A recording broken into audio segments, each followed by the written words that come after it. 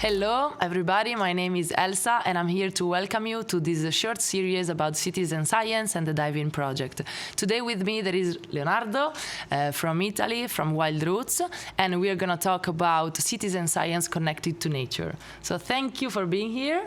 Can I just ask you, who are you and what's your role in your organization? My name is Leonardo. I am an outdoor guide. I work as an outdoor guide since 2020. I'm specialized in hiking, in cycling, and also I'm a rafting instructor. I work more or less all over our region. And this is not the only thing I do. I'm not only with groups in the mountains, but in 2020 as well, me with a group of friends, they are colleagues, they are guides, but also they are researchers and they are professors. Great.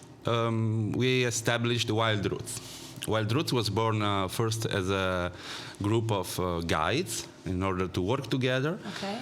But rapidly we decided that we wanted also to commit into something else and into let's say into sharing and spreading our capacities and our abilities.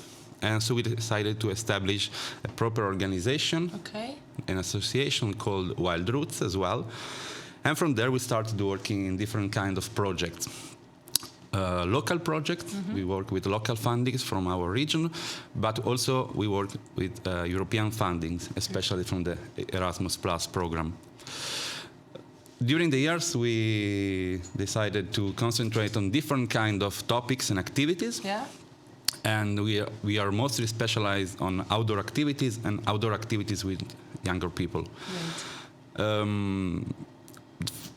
The first of our projects were especially dedicated to young people and to training youth workers. Okay, great. But then we decided to dive into the world of citizen science. Great.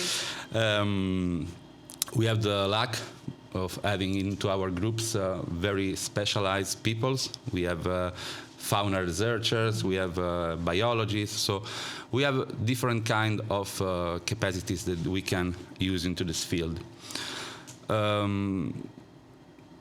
We tried to develop this kind of approach into different kind of projects with younger and with older people. Okay, great.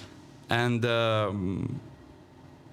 now we are trying to spread even more. And since now we worked on citizen science projects only locally, but of course the idea for the future is to try and bring this thing on a European level with some European fundings and European projects.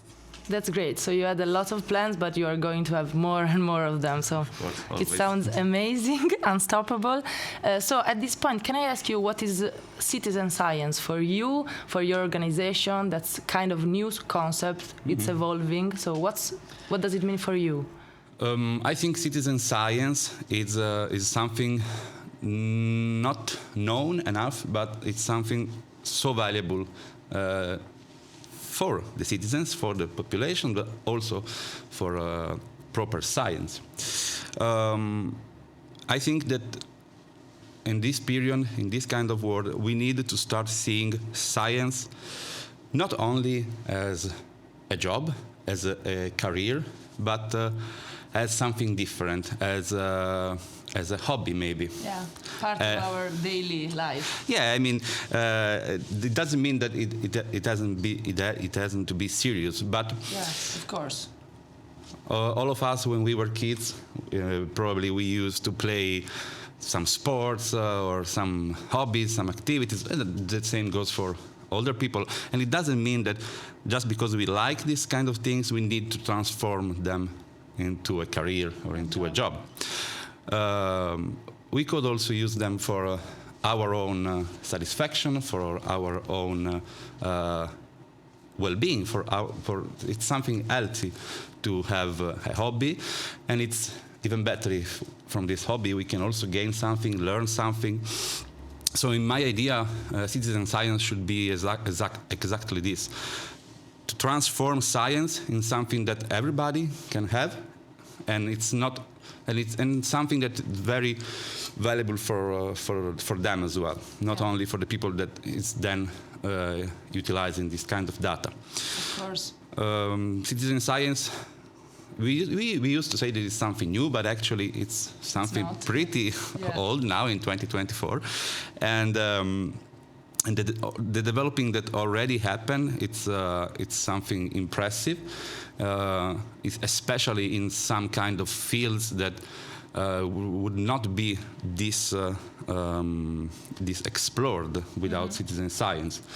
Maybe the most common topic is bird watching. Of course, yeah. Bird watching all over the world has been improved so much with the contribution of people all over the world. Yes. There are not scientists, but are just passionate into the field. So useful, yeah. And the same goes with the studies of oceans, for example. Oceanography has gained so much from citizen science. So I think citizen science is something that we definitely need to spread more, because it's open to everyone. You don't need that much to be involved, and the results, nevertheless, can be so great. That's true.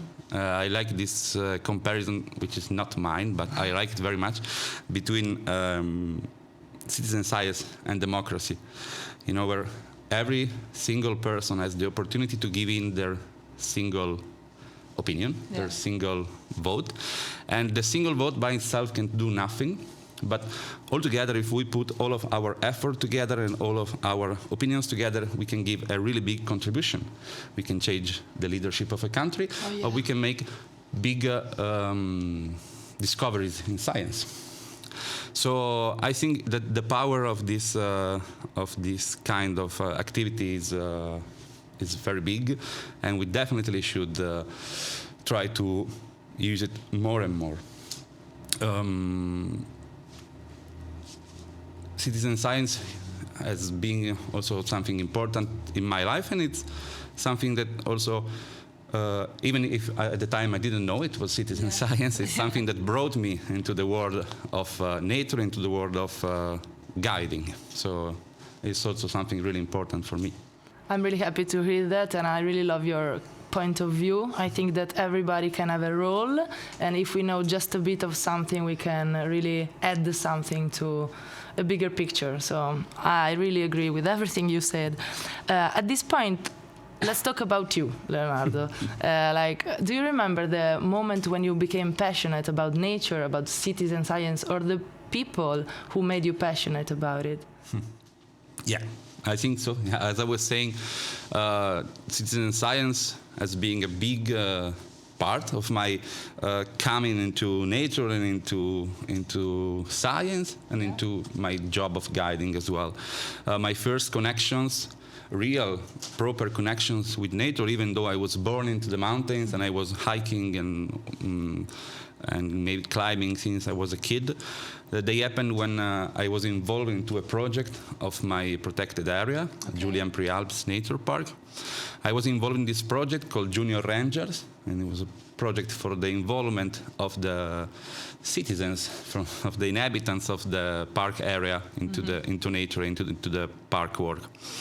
So I started going on these excursions. I was 12, 13 years old, with this guide who is also a researcher. He's a scientist. He's a fauna researcher in the region. And at first it was just excursions into nature to discover the park, to discover the area. But then we started, as kids, we started doing with him these first countings of wildlife. It was especially about chamois and ibex here in the Alps. Yeah. Of course, I didn't know at the time what I was what I was part of, or what I was doing actually. But we were, waking very up in the morning and hiking to the top of the mountains, looking for these animals with binoculars and putting down on paper everything that we were seeing, and if it was a male, if it was a female, how old they were, and all of this stuff. And this, of course, was very significant for me as a kid, and I still bring these memories very clear in my head. So. That's really cool. Yeah, so from that moment, for me, it was the starting of loving this world, of loving the research about fauna, and the fact that even though I was a kid and I knew nothing about animals, about ibex, about deers, about this kind of things, I could be a part of this process, and I fell in love with it, and still now, even though I ended up not working as a researcher or as an expert on fauna, I join this kind of countings every year as a volunteer, because it's so great for me to be a part of this world. I can really feel your passion. So I think you did a great job. Can I ask you about some projects that you are carrying out with your organization? We know now that you do a lot of things. So can you just give us some examples, for example?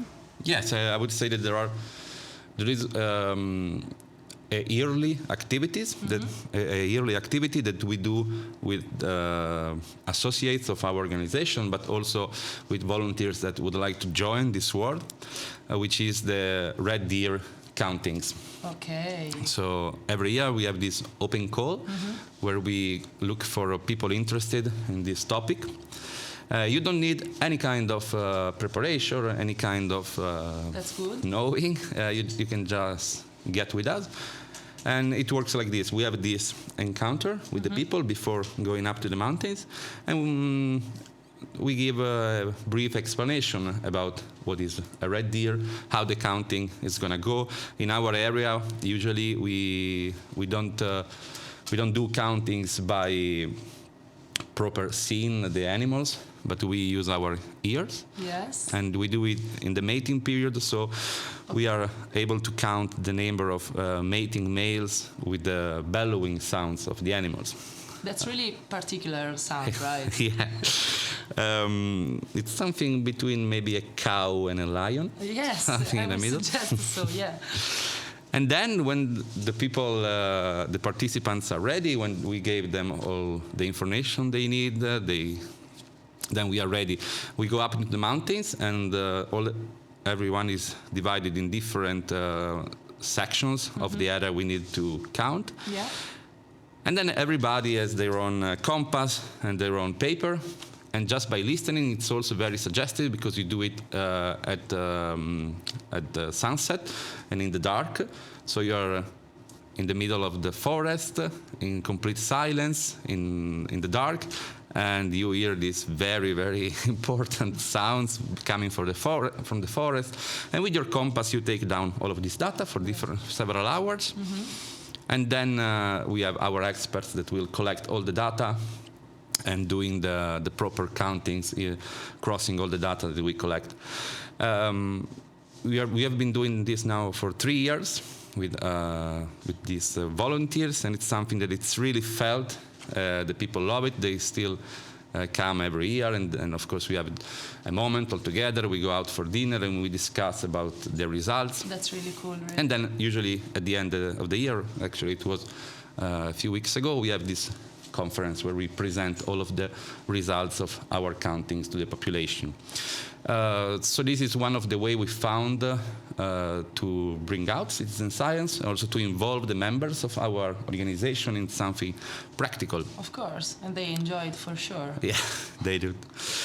And another interesting project we carried out about citizen science, it was, I would say, between 2022 and 2023, yes.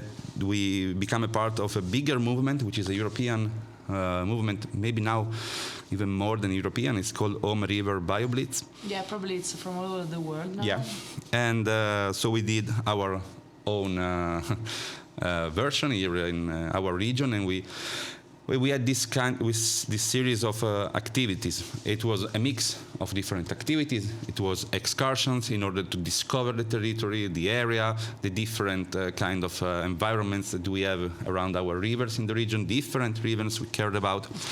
And then we had this proper BioBlitz moment where for a big amount of hours. I don't remember the exact number now, but we would meet on the river with all the participants. They were given these very brief instructions, as always, and then the aim is to count as much living forms you can in these hours: animals, vegetables, mushrooms, everything you can find. And then, of course, there are verifiers, which are proper experts. They will verify your data and put everything into forms. This is also something very inclusive and very important for the people. Yeah, because of course I think also for the social moments, you share the moments, you share your not only the knowledge but the joy of being together. And of course I think it's really important for the biodiversity. Of course, for sure, a lot of people that came didn't know that that specific insect or whatever was living there, so for sure you can enjoy a lot of things in this kind of experience. And of course we need to acknowledge the fact that this kind of work would be impossible if done only by proper scientists, because there isn't enough. So. No, citizens are more than scientists. So great. That's really, really interesting. I hope that these projects will go on and you will have more and more people to follow you, because actually I will come too, for sure, at this point. What do you think about the future of citizen science? What will be, and what's your hope about it? Well, as I was saying, citizen science is not that new. It already had some kind of improving and evolving in the years, and I think the evolving is going on faster and faster, as for everything in these years of big growth, of big technology, everything is growing faster. Technology, for sure, it's something very important in citizen science right now. Just to think about the very famous apps we can have on our phones for recognizing birds, for recognizing insects, iNaturalist, for doing every kind of everything we want to signal to the scientists. Yeah. So technology can play a very important role, and we are doing also different kind of experiences or excursions where we use apps and technology in order to try and be a scientist. I think the spreading will be big in the next years. I surely hope so. For us is very important that also because it gives us also a way to bring out another thing that's very important for us, which is non-formal learning. It's one of the biggest topics in Erasmus, of course, as well. Citizen science is one of the fields where it's probably easier to bring out non-formal learnings. You're already usually outside, in the outdoors, so outside of what we consider a normal learning environment, like a classroom or a room, something like that. And of course, this way of learning by doing, learning by being in the field, by touching, by seeing, by all of this, it's very important. So seeing citizen science as a way of using non-formal learning is it also means that we can use citizen science as a way to give the people some skills and some knowledge that it's very important for them, that maybe they weren't able to acquire through traditional learning. So I really see a future, a bright future for citizen science as a way of giving the people some kind of skills, of knowledge that they are practical skills they wouldn't be able to acquire. Love it. In other ways, especially for older people that already finished their learning, their studies, they can get something really new and maybe something exciting for them through these kind of experiences. So great. It's not only for youngsters, for sure. It's really important for them, but not only. We know that the future depends on also more maybe on the youngsters, but why focusing only with them if also like older people can achieve these kind of goals that can be for everyone. So I'm really happy to hear that. Thank you, Leonardo, for every word you said to us. you. And thank you for your time. I really hope that more and more people will join you. And thank you for your time again. Thank you, Elsa. Great. Bye. Bye-bye.